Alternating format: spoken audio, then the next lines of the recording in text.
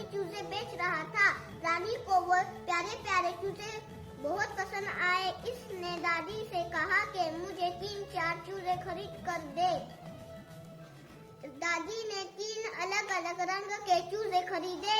घर आकर पीले रंग का चूजा नूर को दिया, लाल रंग का चूजा रानी को और हरे रंग का चूजा अयाज भाई को दिया।